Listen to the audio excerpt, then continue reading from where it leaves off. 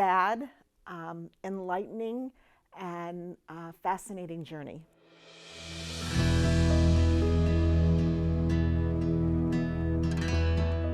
Early in the summer of 2022, a group of national leaders from the Catholic and Jewish faiths took part in a special 3-day conversation.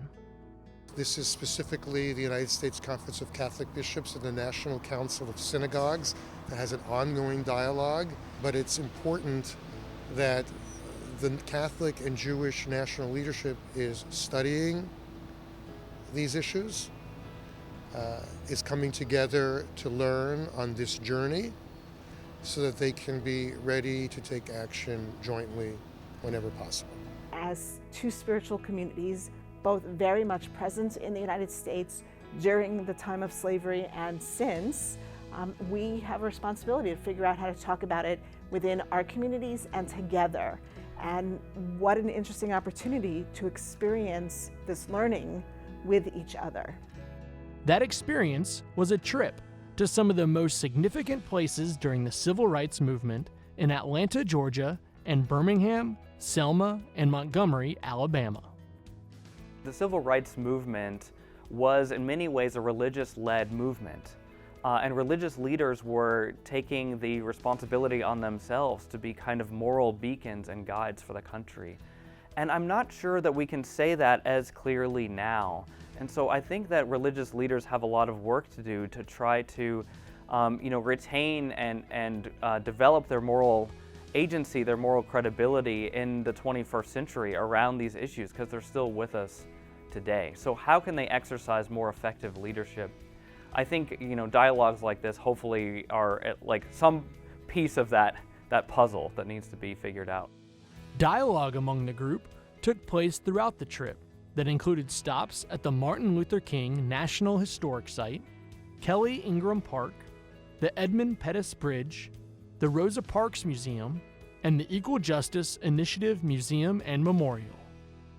This is not about guilting and shaming, although it's impossible to experience this without feeling both.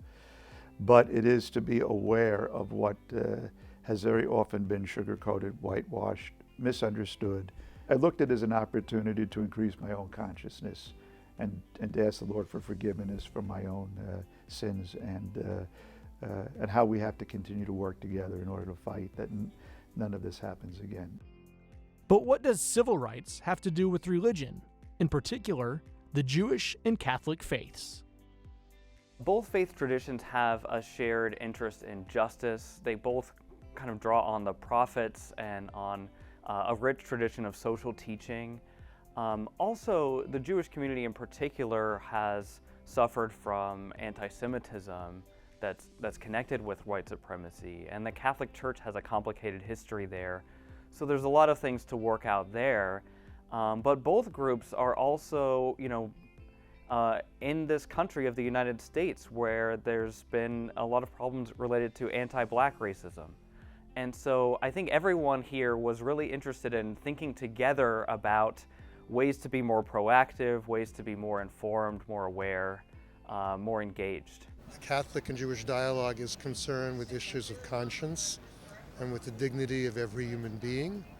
And the issues of racism are a denial of the divinity of each and every human being when a person is not treated as one of God's children. And racism is a challenge that needs to be addressed. For a deeper understanding, the group also met individuals that were personally involved in the civil rights movement. Stories and a history that affect everyone, no matter your race or religion. To see that, white people, whether Jews or Catholics, to see them actually caring deeply about this, and for us to journey together felt like kind of a foretaste of the sort of work that needs to be done in the whole country. And so I'm leaving this experience feeling enriched and hopeful for the future.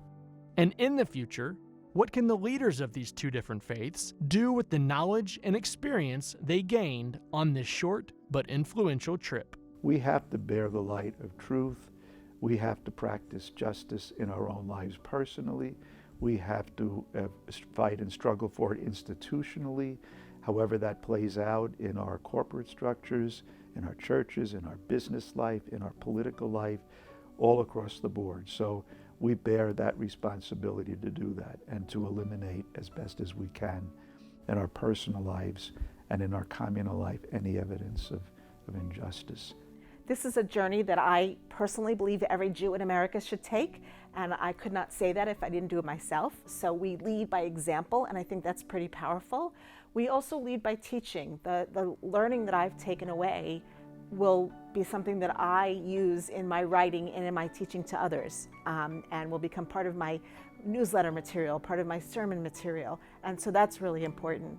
I also think that leaders can lead by example of how to have hard conversations and face up to places where we've been complicit. This journey was 3 days. We have many books to read, many other sites in the country to visit, many other people to listen to. So this is just a small piece of it. The learning will continue, but out of the learning, it needs to come greater dialogue and action toward repair and healing and reparations. If your rabbi isn't going to do it, then why would you?